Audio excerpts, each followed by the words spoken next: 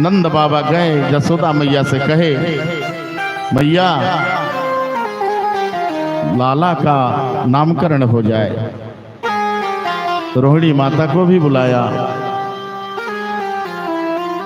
माता ने कहा कि सो बात तो अच्छी है, नामकरण हो जाए, लेकिन माता यशोदा के मन में संदेह हो गया। कहा कि पता नहीं गर्गाचार्य जी विद्वान हैं, ज्योतिषी हैं कि नहीं है। दोनों माताओं ने परीक्षणार्थ रोहिणी के पुत्र को यशोदा मैया ने गोद में ले लिया और यशोदा मैया के गोद में पल रहे बाल कृष्ण को रोहिणी माता ने ले लिया। दोनों माताएं आकर के गर्गाचार्य जी महाराज के पास उपस्थित हो गए। कहा कि आप नामकरण आरंभ करें। पंचांग पूजन हुआ और गर्गाचार्य जी महाराज नाम करने के लिए यत्नशील हो गए और गर्गाचार्य जी ने अपना नेत्र बंद कर लिया।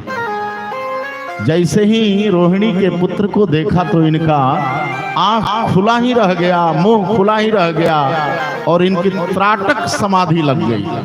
त्राटक समाधि में श्वास तो चलते हैं लेकिन मुख और आंख खुले रहते हैं, आप व्यक्ति कुछ बोल नहीं पाता है।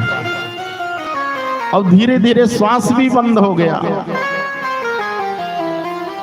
अब दोनों माताएं सोच रही हैं हो क्या गया, आए नामकरण करने और इनका बोलना ही बंद हो गया। माताएं इशारा करने लगी। गर्गाचार्य जी तो उस परमात्मा को देख रहे हैं, पूरे विश्व लय प्रपंच सारे इनको दिख रही है। कहा कि हम अजन्मा का आए हैं आज नामकरण करने, मेरा जीवन धन्य हो गया। भगवान की समस्त लीलाओं को देख रहे हैं।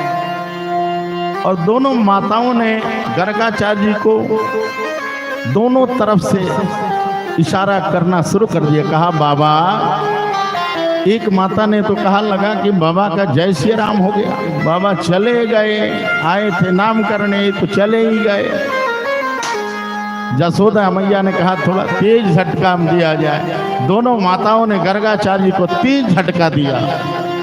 गर्गाचार्य जी का चेतना जागृत हुई। गर्गाचार्य ने कहा भैया, ये तो जो आपके रोहिणी माता के गोद में बालक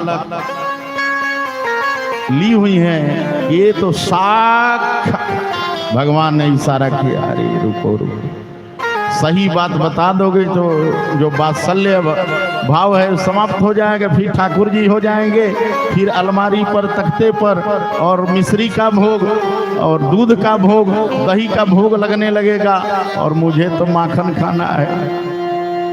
सही बात ना बताइए गर्गाचार्य। अब गर्गाचार्य का साक्षात गुणों का खान है, बात बदल दिया। कहा ये जो हैं ये आपके गोद में ये साक्षात गुणों के खान हैं। कहा ये आपके बालक तेजस्वी होंगे, ज्ञानी होंगे, विद्वान होंगे। और जैसे ही सच्चाई इन्होंने कहा कि ये जो रोहिणी माता के गोद में बालक हैं वो यशोदा मैया के हैं और यशोदा मैया के गोद में जो है वो यहाँ है। अब सच्चाई को जान करके यशोदा मैया ने अब हीरे की अंगूठी पहन रखा था, गर्गाचार्य जी महाराज को पहना दिया हीरे की अंगूठी। अनन्य प्रकार के वस्तुएं दान में दे दी और गर्गाचार्य जी महाराज नामकरण कर रहे हैं।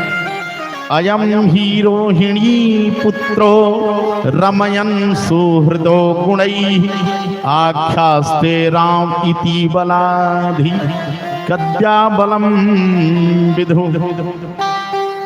ये जो नंद यशोदा मैया के गोद में बालक हैं, ये बल की अधिकता होने से इनका नाम बलराम होगा, हलधर होगा, बलभद्र होगा। और कहा जो रोहिणी माता के गोद में बालक